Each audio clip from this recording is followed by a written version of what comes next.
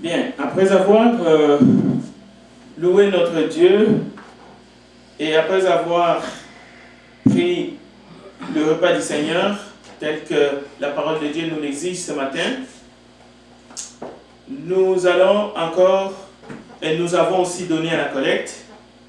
Maintenant, nous allons chanter le cantique numéro 303 avant la prière, avant que nous puissions écouter le message. Et après le message, c'est là que nous allons justement terminer l'adoration de ce matin. Nous disons à ceux qui vont nous suivre en différé qu'on aurait pu avoir un culte en streaming, mais ça n'a pas fonctionné à cause de l'interdiction de nos autorités de ne pas se réunir à l'intérieur et à l'extérieur. 2, 3 ou 4 personnes, c'est vraiment interdit. Donc, nous espérons que cette mesure sera levée le 29 mars. C'est alors que nous allons commencer dans la salle, vraiment en petit groupe de 3 ou 4 maximum, faire des cultes en streaming. Et beaucoup de monde peuvent suivre aussi loin que possible. Alors, le 303, nous allons chanter pour la gloire de notre Dieu.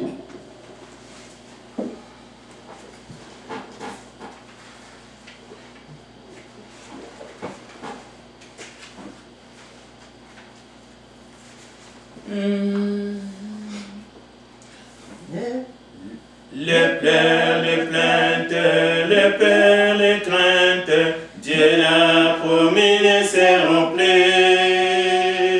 Je vais renaître, mon vœu c'est d'être au ciel toujours avec Jésus.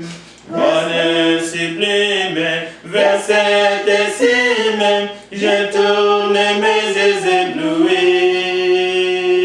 Le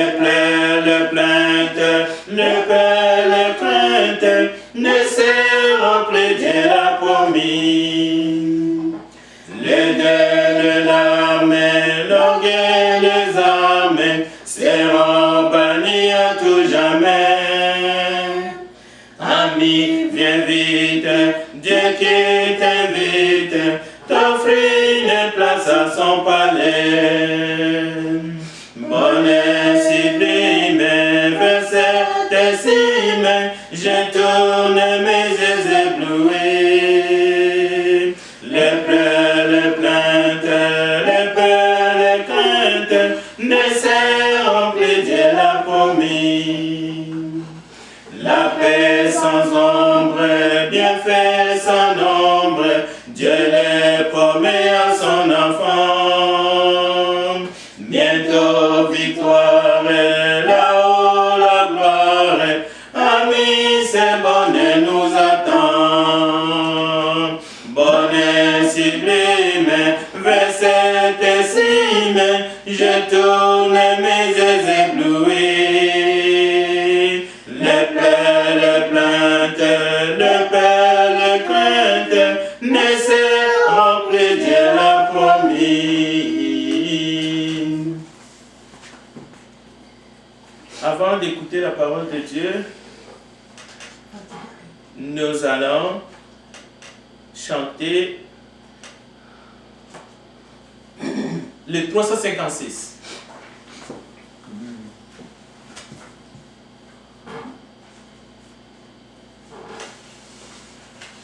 Le 356. J'ai soif de ta présence.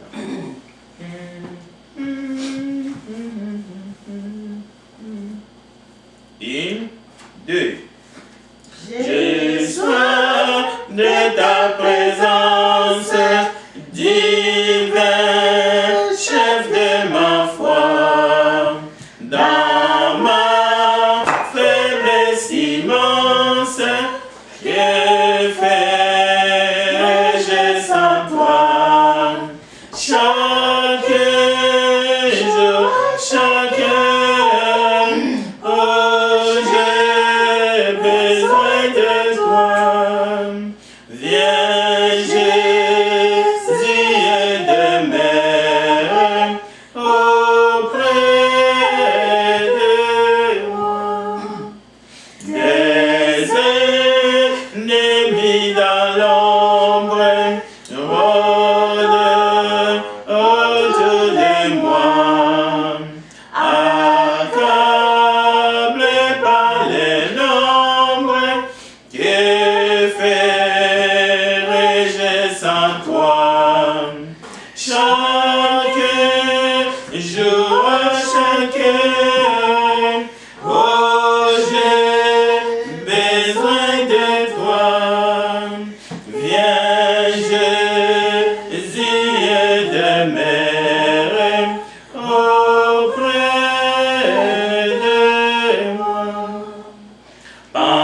pendant les jours d'orage, d'obscurité,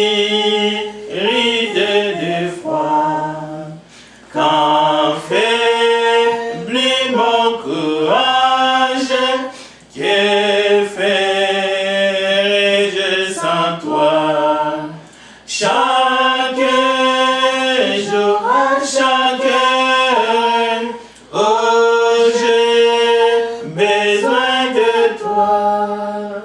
Viens, Jésus, et demeure auprès de moi.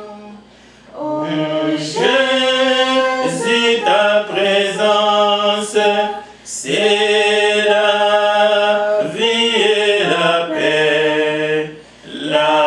paix dans la souffrance et la vie à jamais. Chaque jour, à chaque heure, oh, j'ai besoin de toi.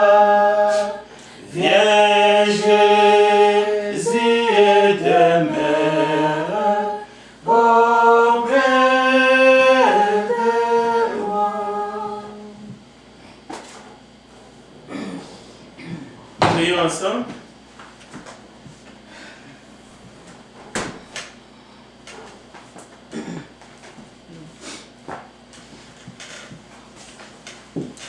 Nous te bénissons, tendre Père, pour ce moment que nous voulons partager ta parole.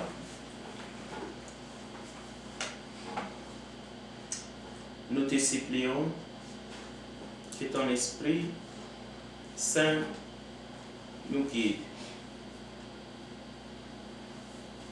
et fait que, pas seulement nous qui sommes ici, mais partout où se trouvent tes enfants, que cette parole soit pour nous une nourriture pour nos âmes. Glorifie ton nom, Seigneur Jésus-Christ. Gloire et louange à toi, Père. Honneur à ton Saint-Nom, car rien n'est impossible. Nous te prions, Père, pour tous ceux qui souffrent, ceux qui sont malades. Donne-leur la guérison et la nourriture pour leurs âmes. Pardonne nos péchés, pas seulement les nôtres, mais aussi ceux du monde qui ne te connaissent pas. Nous te le demandons, Père, au nom de Jésus-Christ, notre Sauveur. Amen. Ok. Nous allons prendre la parole de Dieu. Nous allons faire comme par l'habitude. Nous allons présenter ce message ainsi. Philippiens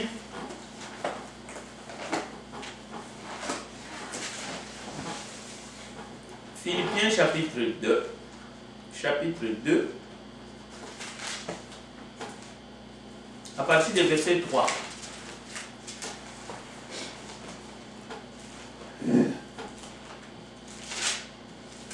Nous lisons la parole de Dieu. Ne faites rien par esprit de parti ou par vaine gloire, mais que l'humilité vous fasse regarder les autres comme étant au-dessus de vous-même. Que chacun de vous, au lieu de considérer ses propres intérêts, considère aussi ceux des autres. Ayez en vous les sentiments qui étaient en Jésus-Christ, lequel, existant en forme de Dieu, n'a point regardé comme une proie à arracher d'être égal avec Dieu, mais s'est dépouillé lui-même en prenant une forme de serviteur, en devenant semblable aux hommes et ayant paru comme un simple homme. Il s'est humilié lui-même, se rendant obéissant jusqu'à la mort, même jusqu'à la mort de la croix. C'est pourquoi aussi Dieu l'a souverainement élevé et lui a donné le nom qui est au-dessus de tout nom, afin qu'au nom de Jésus, tout genou fléchisse dans les cieux, sur la terre et sous la terre, et que toute langue confesse que Jésus-Christ est Seigneur, à la gloire de Dieu le Père. Ainsi, mes bien-aimés, comme vous avez toujours obéi, travaillez à votre salut avec crainte et tremblement, non seulement comme en ma présence, mais bien plus encore, maintenant que je suis absent. Car c'est Dieu qui produit en vous le vouloir et le faire selon son bon plaisir. Faites toutes choses sans murmure ni hésitation, afin que vous soyez irréprochables et purs, des enfants de Dieu, irrépréhensibles au milieu d'une génération perverse et corrompue, parmi laquelle vous brillez comme des flambeaux dans le monde.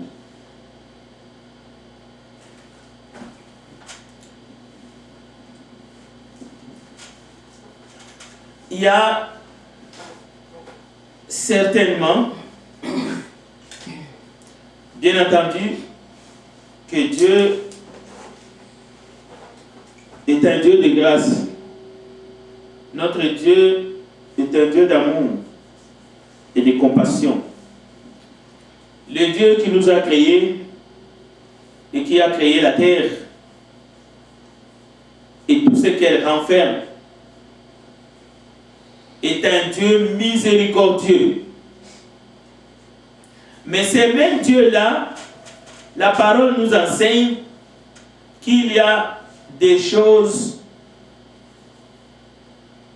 qui l'attristent. Savez-vous que même chrétiens, nés de nouveau, baptisés au nom de Jésus-Christ pour le pardon de ses péchés, la Bible dit, nous pouvons attrister le Saint-Esprit de Dieu. Et une manière que nous attristons Dieu, c'est lorsque, en étant chrétiens ou non, nous recherchons la gloire qui vient des hommes. Aujourd'hui, dans notre société, le statut social, le succès, la renommée, toutes ces choses, ce sont des pièges que Satan utilise afin de nous détruire, afin de nous arracher entre les mains de celui qui nous a tant aimés. Je répète, la renommée, la réputation, les statuts sociaux peuvent devenir notre pire ennemi. Bien entendu, la recherche de la renommée et de la gloire qui vient des hommes nous rend vulnérables dans notre vie chrétienne. Et si on ajoute le culte de la personnalité qui bat son plein dans le monde comme dans certains groupes religieux, le culte de la personnalité, c'est une rébellion, c'est une usurpation, c'est une révolution contre la pensée de Dieu telle que nous venons de le lire dans l'épître de Paul aux Philippiens, au chapitre 2. Nous voyons l'exemple de Christ qui s'est humilié, qui s'est abaissé. Et Dieu sanctionne cette attitude, mais de la manière la plus flagrante dans Matthieu chapitre 23, le verset 12. Nous lisons Matthieu chapitre 23 et le verset 12. Dans votre Bible, si vous cherchez, vous allez trouver la parole de Dieu est claire.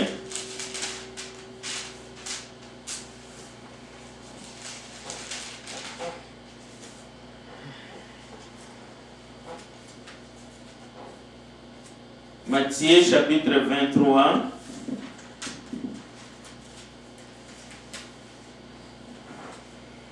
Et le verset 12. Quiconque s'élèvera sera abaissé, et quiconque s'abaissera sera élevé.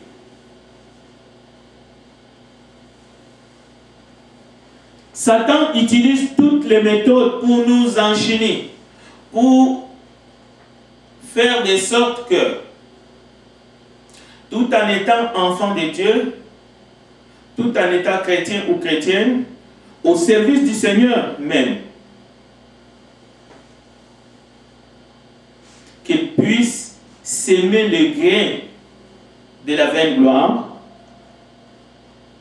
dans notre cœur, dans notre âme, afin qu'il puisse nous avoir, comme il a essayé de le faire avec Jésus-Christ lors de la tentation dans le désert. Il dit, si tu te prosternes et m'adores, je te donnerai tous les royaumes du monde avec ses richesses et sa gloire. Mais la réponse du Seigneur était claire. Les gens pensent qu'il n'y a aucun impact négatif à acquérir un nouveau statut social, peu importe le moyen, qu'il n'y a rien du mal à s'enrichir matériellement. Toutes ces pensées sont des gros mensonges du diable.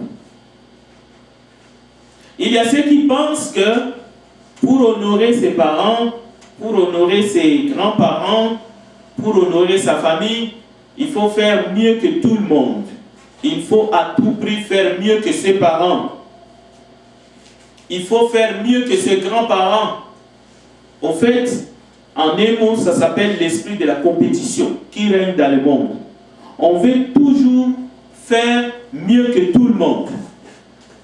Décrocher la plus grande carrière qui existe avec un salaire alléchant, bien entendu, au-dessus de tous.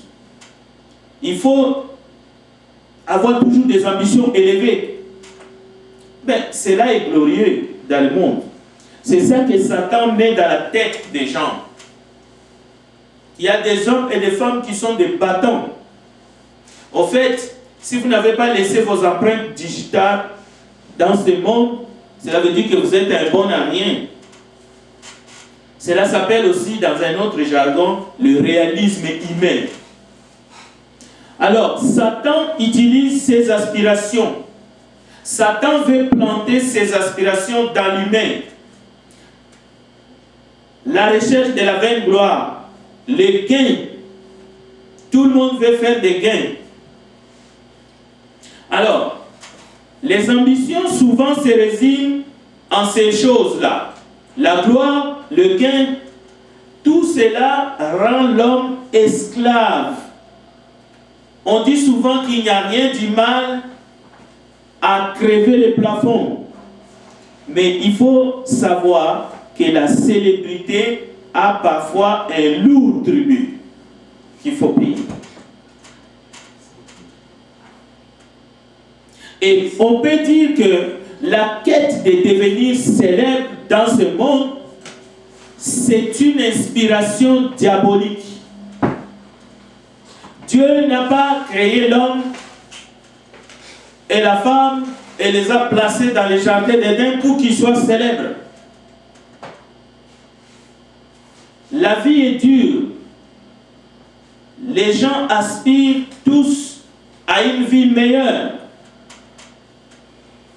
Jusque-là, il n'y a rien du mal.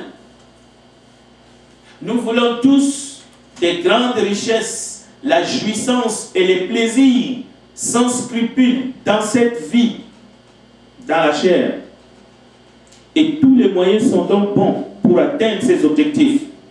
En les faisant, nous nous confions dans la quête d'une vie dans la chair, d'une vie charnelle. Et pour réussir, on est prêt à tout sacrifier. Notre santé, notre âme, notre destinée, pour atteindre la gloire, les sommets, le gain. Il faut profiter pleinement de la vie, dit-on. Tous les gens qui sont au service de la quête de la gloire et de la célébrité, la quête d'être au sommet, d'atteindre toujours le plafond, d'être le meilleur de tout le monde, d'être le premier, la tête, et non la queue. À 90%, ces gens sont au service de Mammon. Et Salomon, le sage, dit, c'est la poursuite du vent. Vanité de vanité, tout est vanité. Ce matin, le Seigneur en personne nous apprend l'humilité. Mais une humilité volontaire. Philippiens chapitre 2 est clair. Lui qui était l'égal de Dieu, mais il n'a pas arraché comme une proie pour être égal avec Dieu. Mais il s'est rabaissé. Il est venu ici bas sur terre. Et Jésus a enseigné que vous les reconnaîtrez à leurs fruits. Il est allé plus loin en disant, qu'est-on des raisins sur des épines ou des figues sur des chardons? Tout bon arbre porte de bons fruits, mais les mauvais arbres portent de mauvais fruits. Ceux qui veulent toujours profiter de la vie, mais en profitant des autres, en voulant toujours tout récupérer, en tirant toujours la couverture en soi, en voulant tout gagner dans la vie, on livre son âme à Satan. Jésus a dit, ne jugez pas selon l'apparence, mais jugez selon la justice. Les chrétiens fidèles doivent discerner et comprendre ce que la Bible déclare. Donc Jésus nous montre par son exemple. La Bible dit, il s'est abaissé. Et parce qu'il s'est abaissé, Dieu l'a souverainement élevé. Une fois qu'on a livré sa vigueur, sa vie à Satan, en acceptant son offre, de nous donner la gloire de ce monde et toutes les richesses de ce monde. En échange, Satan s'approprie notre âme. Et notre âme est plongée dans beaucoup de tourments.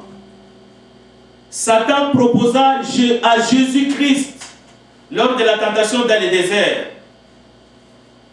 Et dans l'épître de Paul à Timothée, 1 Timothée chapitre 6, Paul est en train de dire à Timothée, fais attention. Nous lisons dans Matthieu 4, verset 8. Le diable le transporta, Jésus, encore sur une montagne très élevée, lui montra tous les royaumes du monde et leur gloire. Et lui dit, je te donnerai tout cela si tu te prosternes pour m'adorer. Jésus lui dit alors, retire-toi Satan. En effet, il est écrit, c'est le Seigneur ton Dieu que tu adoreras et c'est lui seul que tu serviras. Alors le diable le laissa et voici que des anges s'approchèrent de Jésus et le servirent. Combien des hommes dans ce monde ont accepté l'offre de Satan, la vaine gloire, les richesses de ce monde, mais au prix de leur âme. Écoutons ce que Paul dit à Timothée dans 1 Timothée chapitre 6, verset 1. Que tous ceux qui sont sous le joug de la servitude regardent leur maître comme digne de tout honneur. Au verset 3, si quelqu'un enseigne de fausses doctrines et ne s'attache pas aux saintes paroles de notre Seigneur Jésus-Christ et à la doctrine qui est selon la piété, il est enflé d'orgueil. Il ne sait rien. Il a la maladie des questions oiseuses et des disputes et des mots. D'où naissent l'envie, écoutez, l'envie, les querelles, les calomnies, les mauvais soupçons, les vaines discussions d'hommes corrompus d'entendement, privés de la vérité et croyant que la piété est une source de gain. Donc, la piété n'est pas une source de gain. Et le verset 6, c'est en effet une grande source de gain que la piété avec le contentement. Est-ce qu'il y a encore le contentement chez des gens de notre siècle et malheureusement chez des enfants de Dieu?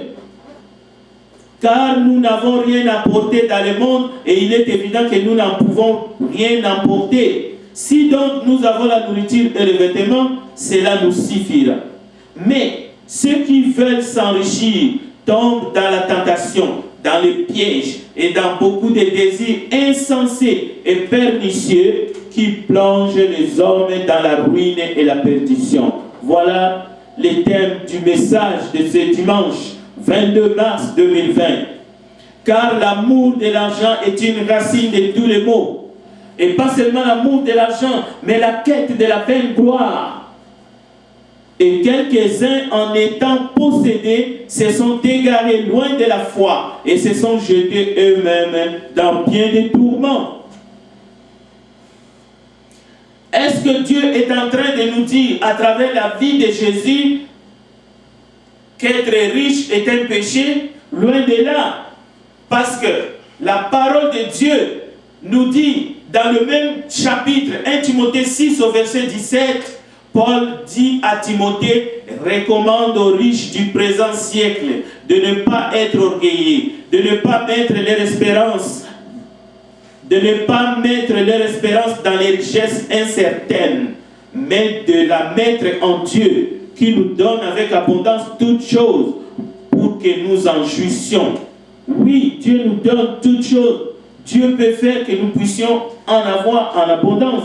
Mais la quête de la vaine gloire, la quête de s'enrichir à tout prix, la quête de la renommée, de la réputation, il y en a pour leur réputation, ils sont prêts à tout pour conserver même une fausse réputation. Ça, ce sont les manœuvres du diable. Ce sont les astuces du diable pour nous garder dans son esclavage, afin que nous puissions servir Mammon et non notre Dieu qui nous a aimés et qui nous a délivrés de cet esclavage. Le verset 18 recommande-leur de faire du bien, d'être riches en bonnes œuvres, d'avoir de la libéralité et de la générosité, et de s'amasser ainsi pour l'avenir un trésor placé sur un fondement solide afin de saisir la vie éternelle.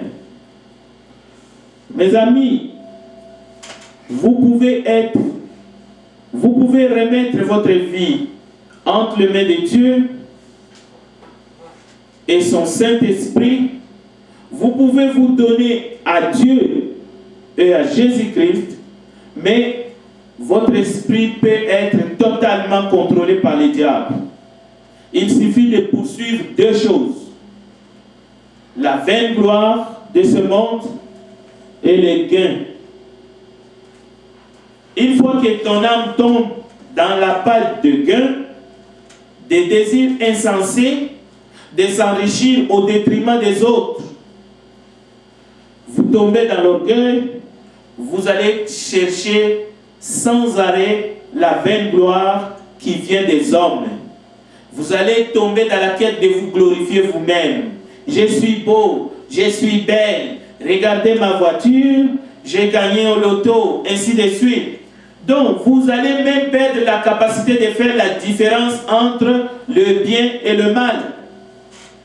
Ça, c'est la séduction du diable. Et le diable utilise par sa malice ces choses pour garder les hommes et les femmes enfermés dans sa prison et sous son contrôle. Le diable contrôle le cœur, le pensée des humains. Satan utilise la quête de la gloire, la quête du gain, la renommée, la réputation. Ça rend certains voleurs pour qu'ils puissent les utiliser et les amener doucement en enfer éternel. Il y en a ce qui compte pour eux dans ce monde, c'est leur apparence, l'apparente réputation. Ils choisissent de mentir pour avoir l'estime des autres. Cela n'a pas de prix aujourd'hui dans ce monde. Les gens sont prêts à tout. Mais Matthieu 6, verset 19, nous lisons: ne vous amassez pas des trésors sur la terre où la teigne et la rouille détruisent, et où les voleurs percent et dérobent. Mais amassez-vous des trésors dans les ciels, où la teigne et la rouille ne détruisent point, et où les voleurs ne percent ni ne dérobent. Car là où est ton trésor, là aussi sera ton cœur. Nul ne peut servir 2 maîtres, car il haïra l'un et aimera l'autre, ou il s'attachera à l'un et méprisera l'autre. Vous ne pouvez servir Dieu et Mammon. Fils de l'homme, jusqu'à quand ma gloire sera-t-elle outragée? Ainsi dit le Seigneur. Psaume chapitre 4, verset 2. Jusqu'à quand aimerez-vous la vanité? Jusqu'à quand ma gloire sera-t-elle diffamée? Dit Dieu. Jusqu'à quand aimerez-vous la vanité et chercherez-vous le mensonge? Dans Jean chapitre 12, verset 43, il est dit, car ils aiment la gloire des hommes plutôt que la gloire de Dieu. Et Jésus dit, dans Jean 5, verset 41, je ne reçois pas des gloires des hommes. Donc, il y a la gloire qui vient de Dieu et il y a la gloire qui vient des hommes. C'est pour cela que Jésus dit qu'il ne reçoit pas la gloire qui vient des hommes. Mais lorsque nous nous contentons de recevoir la gloire les uns les autres, c'est la vanité. Et ça met Dieu dans tous ses états. C'est pour cela qu'il déclare dans Psaume 4, verset 2, fils des hommes, jusqu'à quand ma gloire sera-t-elle outragée? Et il y en a, à cause du culte de la personnalité, ils sont entrés dans des sectes, dans des groupes religieux pour essayer même de voler la gloire de Dieu. Ils se disent que c'est eux qu'il faut se référer à eux, c'est eux qui doivent recevoir l'adoration et la gloire. Et là encore, c'est l'apostasie. Lorsque l'homme se met à la place de Dieu, on tombe dans l'apostasie. Jude, chapitre 1, verset 8, déclare, malgré cela, ces hommes aussi, entraînés par leur rêverie, suivent pareillement leur chair, méprisent l'autorité de Dieu, et ils injurient les gloires. Toutefois, des hommes pervers qui disaient quoi? C'est celui-ci qui nous sauvera, et il méprisa. Alors que cet homme, est-ce que c'est cet homme qui régnera sur nous? Dans Actes chapitre 7, verset 27. C'est l'épisode lorsque Dieu envoya Moïse pour aller délivrer le peuple d'Israël dans l'esclavage en Égypte.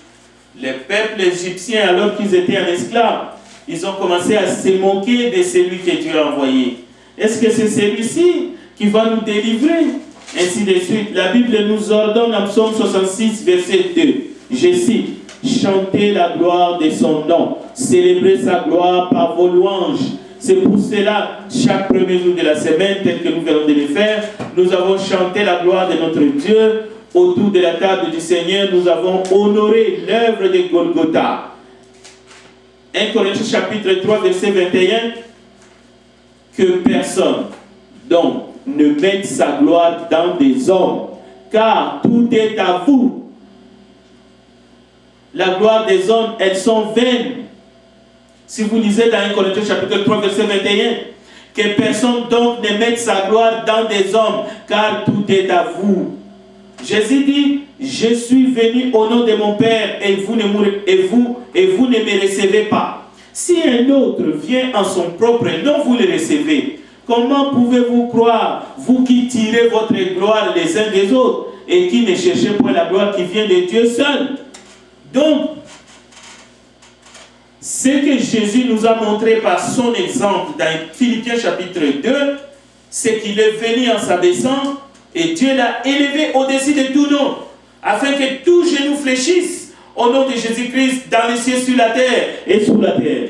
Donc, Jésus a refusé la gloire des hommes, mais il a reçu la gloire qui lui a été donnée de son Père. Mais c'est la même chose. Nous devons refuser la gloire qui vient des hommes, mais nous devons chercher la gloire qui vient de Dieu seul. Jean chapitre 5, verset 44. Et au verset 45, nous lisons, ne pensez pas que moi je vous accuserai devant le Père. Celui qui vous accuse, c'est Moïse, en qui vous avez mis votre espérance.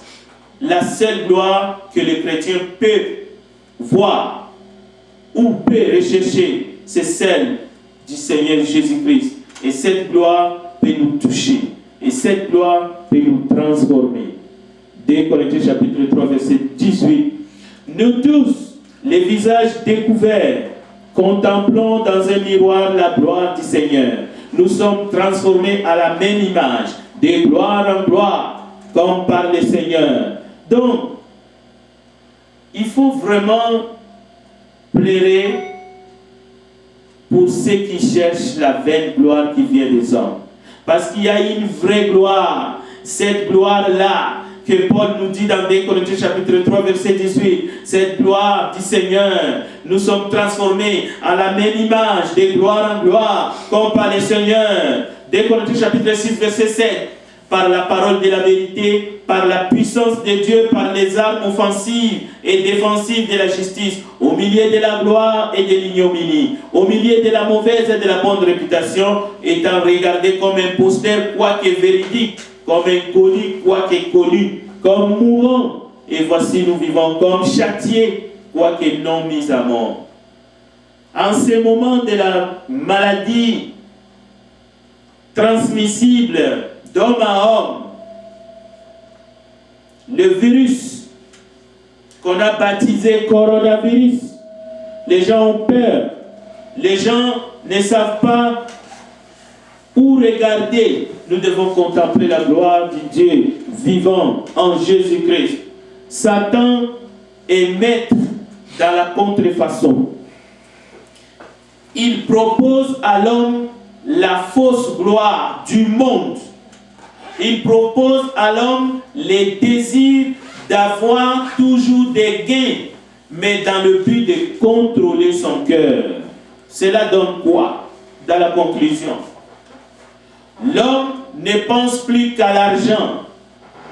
Il faut gagner beaucoup et toujours plus.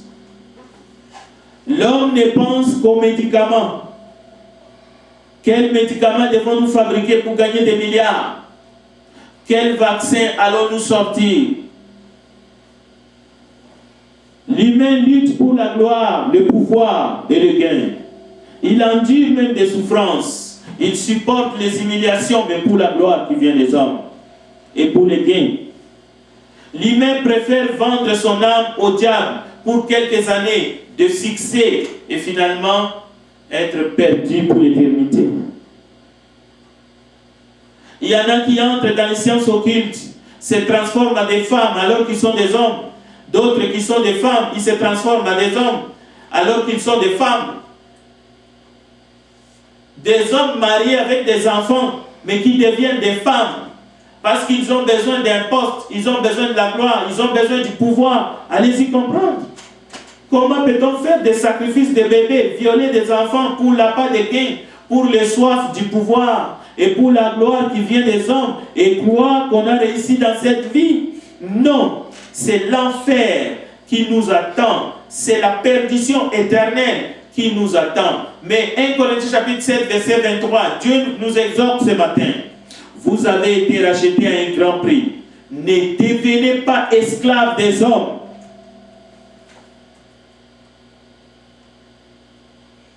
Le serviteur du Dieu fidèle doit être attaché à la vraie parole de Dieu qu'il a entendue, qui lui a été enseignée, afin d'être capable d'exhorter selon la sainte doctrine et de réfuter les contradicteurs.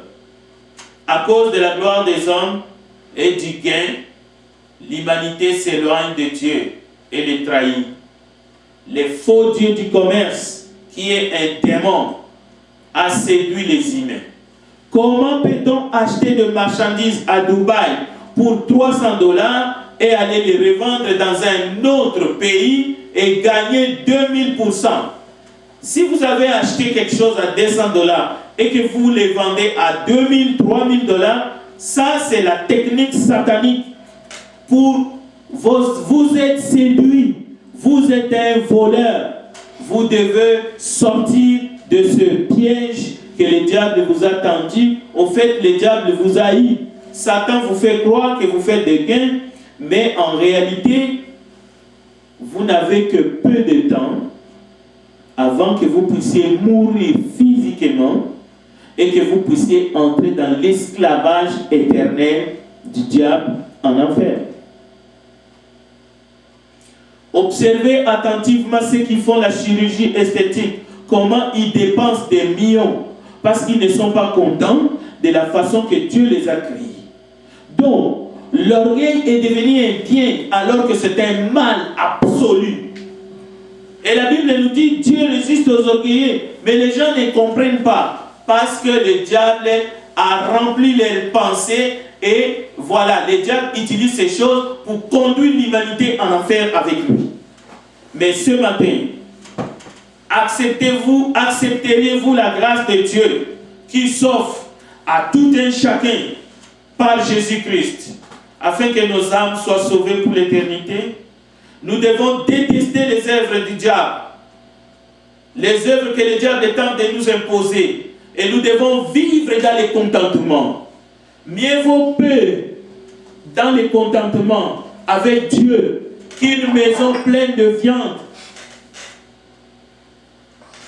mais dans les querelles, dans les sciences occultes. L'amour de Dieu et la paix que Christ donne. Vous pouvez être en santé. Peut-être que vous n'êtes pas atteint du coronavirus, mais est-ce que votre cœur est au service de Satan ou est-ce que ce matin votre cœur est au service de Dieu? Je ne dis pas que c'est mieux d'attraper le coronavirus, mais si on meurt et qu'on est avec Dieu pour l'éternité, pensez-vous que ça vaut 1000 ans sans Dieu? Non. Nous devons refuser les stress inutiles que Satan nous impose. Si vous reconnaissez ces choses, vous allez résister réellement au contrôle que le diable veut imposer à votre esprit. Peut-être que le diable vous a déjà imposé un style de vie que vous n'êtes même pas capable de tenir vous-même. Vous ne vivez plus au fait.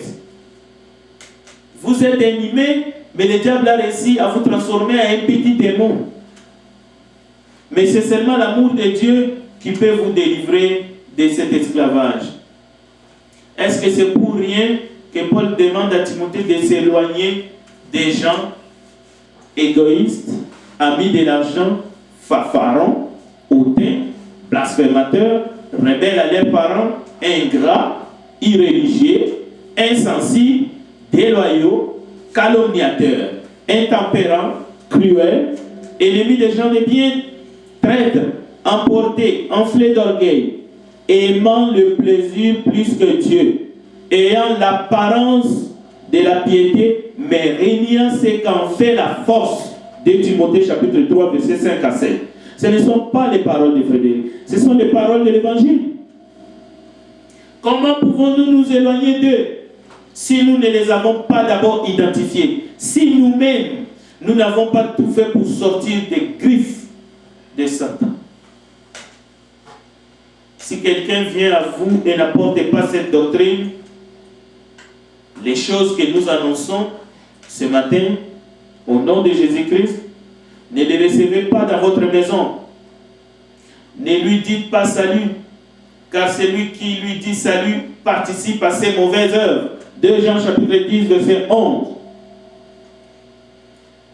Les prédicateurs de l'évangile de la prospérité, ceux qui trompent les gens, cet évangile vient de l'enfer. L'évangile de la vie abondante, qui rejette toute souffrance dans la vie des chrétiens, cet évangile est diabolique, car Jésus lui-même a tant souffert alors qu'il était Dieu en venant dans ce monde. Mais l'évangile de la pauvreté est aussi, l'évangile de la pauvreté est tout aussi fausse. C'est la doctrine qui consiste à déposséder les gens de leurs biens, de leurs terres, comme les colons ont fait. Ils sont venus avec un message truqueux, heureux les pauvres, alors qu'eux, ils étaient en train de voler les terres et les richesses dans les sous-sols. Comme Paul dit, nous prêchons Christ crucifié. Nous disons que Dieu est capable de nous doter, de nous donner en Jésus-Christ les vraies richesses. Il y aura toujours des questions des sociétés que nous pouvons aborder. Mais lorsque, dans notre vie, il n'y a qu'un seul thème, l'argent, l'argent, l'argent. Sachez qui nous sommes en train de servir. Ce n'est plus Jésus-Christ, le Dieu vivant, mais nous sommes en train de servir un faux Dieu qui s'appelle Mammon. Pour être serviteur de Dieu, diacre ou ancien dans l'Église, la Bible nous exige, dans 1 Timothée chapitre 3, verset 8, je cite, les diacres aussi doivent être honnêtes, éloignés de la duplicité, des excès de vin, d'un gain sordide.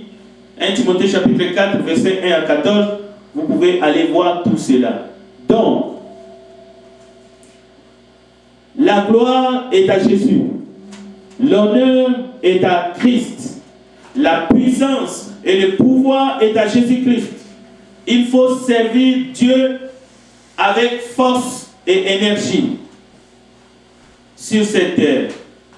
Avoir des ambitions justes, mesurées, n'est pas mauvais. Il ne faut pas nous comprendre à tort et à travers. Mais Satan inculque aux gens d'avoir des ambitions hors normes, hors de toute mesure. Il les pousse à vouloir la vaine gloire et il les enfonce dans la vie du péché et il les entraîne jusque dans l'enfer. Dieu nous demande de nous humilier, Dieu nous demande de nous abaisser afin que lui, il puisse nous élever. Nous voulons très souvent devenir le plus doué, le plus meilleur que nos semblables. Nous voulons toujours faire croire aux autres que nous sommes les plus beaux, les plus belles que les autres. Ça, c'est un esprit démoniaque. Si vous voulez qu'on vous voit seulement vous et pas les autres, vous recherchez à ressembler à ceux-là qui sont passés par des bistouris, ainsi de suite. Alors, nous avons fait fausse route. Même notre religion est une abomination devant Dieu.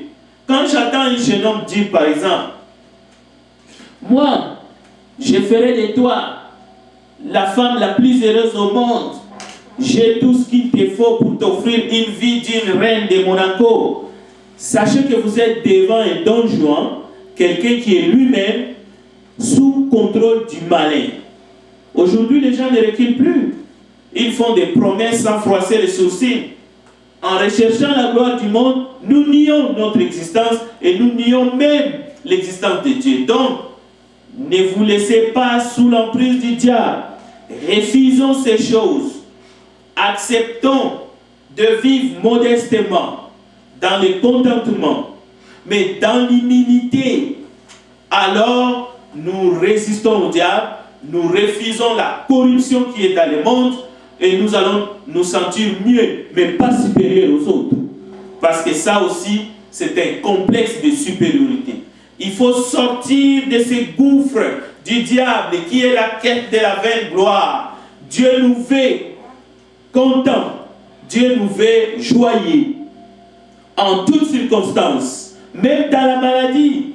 Nous devons mieux voir, nous devons renoncer à ce qui est mauvais. Il faut être convaincu que ces choses, que la gloire des hommes, que l'orgueil, il faut être convaincu que ces choses sont véritablement mauvaises. La Bible nous dit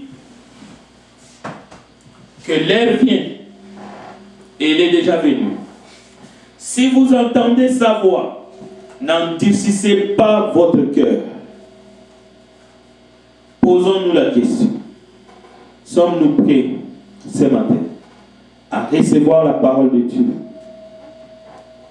Sommes-nous prêts à laisser le trône de notre vie afin que le Seigneur règne? Sommes-nous prêts à laisser le trône afin que le Seigneur Jésus s'assoie sur le trône de notre cœur? Ne nous trahissons pas nous-mêmes. Est-ce que sommes-nous de ceux qui vénèrent la gloire du monde, le pouvoir, le succès, la supériorité, les richesses matérielles? Jacques nous dit, celui qui est l'ami du monde est ennemi de Dieu. plus on poursuit ces choses, plus on poursuit la gloire, plus on devient arrogant, méchant et pervers. Nous perdons notre humanité, nous perdons la raison, nous luttons contre Dieu et on devient son ennemi. Cher ami, Dieu est capable de faire de toi pas un Démas qui a choisi l'amour du monde et qui a abandonné Paul par amour pour les siècles présents et il est parti pour Thessalonique. Dieu est capable de te remplir de ton esprit ce matin. Mais ne soyons pas comme ceux qui ont abandonné le Christ pour l'amour du monde et pour les plaisirs de ce monde et pour la gloire de ce monde. Paul dit à Timothée, les commandements que je t'adresse, Timothée mon enfant, selon les prophéties faites précédemment à ton sujet, c'est que d'après elles, tu combattes le bon combat en gardant la foi et une bonne conscience. Cette conscience, quelques-uns l'ont perdue et ils ont fait naufrage par rapport à la foi. De ces nombres sont Hyménée et Alexandre, que j'ai livrés à Satan afin qu'ils apprennent à ne pas blasphémer. Ne soyons pas et ne faisons pas comme Hyménée et Alexandre. 1 Timothée chapitre 1 versets 18 et 20. Ne nous laissons plus manipuler par les diables qui veulent tenir tous les hommes en esclavage. La soif du pouvoir, la quête du bonheur, la poursuite des richesses matérielles. Recherchons la vérité qui est en Jésus-Christ. Refusons la corruption qui est dans le monde. Ne nous provoquons pas les uns les autres par des vaines discussions, disputes pour se faire valoir. Jésus-Christ s'est humilié sur la croix. Philippiens chapitre 2 versets 3 à 16. Je vous invite à la prière. Prions ensemble. Notre Père qui est dans les cieux, ton nom est grand, ton nom est merveilleux. Toi qui ne tiens pas une comptabilité de nos péchés, mais qui par ta parole tu viens et qui nous sanctifie, nous te supplions ce matin. Délivrez-nous de l'emprise du diable qui veut nous ravir les prix de la course en nous imposant, en nous par la séduction du monde, par la quête de la vaine gloire.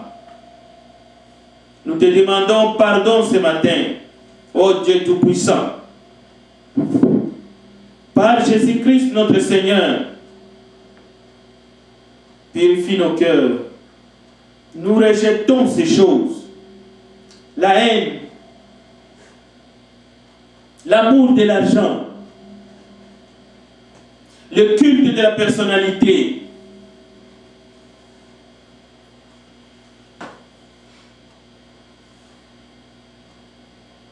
Nous ne voulons pas servir maman, mais nous voulons vivre pleinement notre vie comme chrétiens.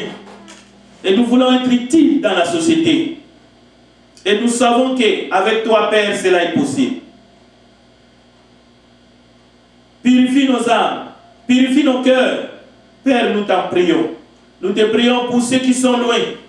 Nous te prions, Père, pour ceux qui souffrent. Père, nous te prions ceux qui ont déjà atteint ce virus. Et nous savons que tu es puissant pour les libérer, pour les guérir. Et nous voulons prier pour tous les médecins, pour tous les infirmiers, pour tous ceux qui travaillent dans les hôpitaux. Nous prions même pour nos autorités civiles et militaires. Père, nous t'en supplions. Nous prions pour tous les enfants de Dieu. qui sont chez eux, atterrés dans les maisons, avec des enfants. Père, sois avec eux. Donne-leur la paix. Seigneur Jésus, tu as dit, je vous donne ma paix. Je ne vous la donne pas comme le monde le donne. Père, que cela s'accomplit dans nos vies, car tu es vivant, Seigneur Jésus. Bénis cette journée. Gloire et louange à toi, Père, et nous te glorifions dans le nom précieux de Jésus. Nous avons ainsi prié. Amen. Merci, chers frères et sœurs, et vous tous qui nous avez suivis, que vous allez nous suivre en différé. Nous vous souhaitons tous un bon dimanche et nous allons nous retrouver encore avec un autre. Cette fois-là, peut-être ça sera les directs, que ce soit pour le mercredi ou pour le dimanche prochain. Que Dieu vous bénisse et richement. C'était votre frère Frédéric. Merci et au revoir.